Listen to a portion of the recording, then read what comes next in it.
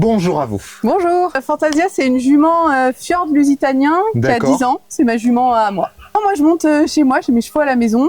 Après les chevaux de la Céno ils sont un peu à plusieurs endroits dans des clubs, des structures différentes. Je vois que vous êtes du coup une amoureuse des chevaux. Qu'est-ce qui vous passionne? Surtout ici de vous impliquer dans un spectacle vivant en plus de la passion des chevaux, de participer, voilà quelque chose qui met en avant la Touraine.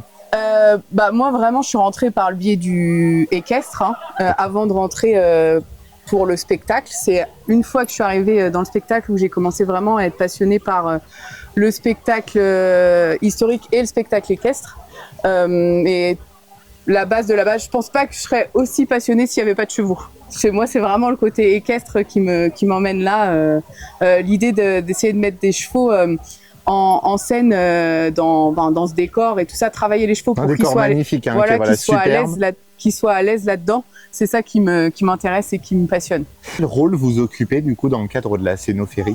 Donc moi je gère la cavalerie depuis une dizaine d'années maintenant. Voilà, une cavalerie, c'est une quarantaine de cavaliers, entre 15 et 20 chevaux selon les soirs. On a des chevaux à l'association, des chevaux personnels, de propriétaires. Voilà, c'est essayer de faire fonctionner tout le monde. Est-ce que vous avez besoin à l'heure actuelle de bénévoles ou de nouvelles bonnes volontés pour On a toujours besoin de bénévoles. La particularité de la cavalerie, c'est qu'on évolue autour des animaux. On a besoin de cavaliers, mais on a besoin aussi, on a beaucoup de rôles à pied, de gens qui s'occupent des chevaux, parce que c'est pas, nous, on vient pas à 20h avec notre costume et on repart après le spectacle. C'est arriver tôt sur le site. On les range pas la semaine. La semaine, il faut s'en occuper aussi.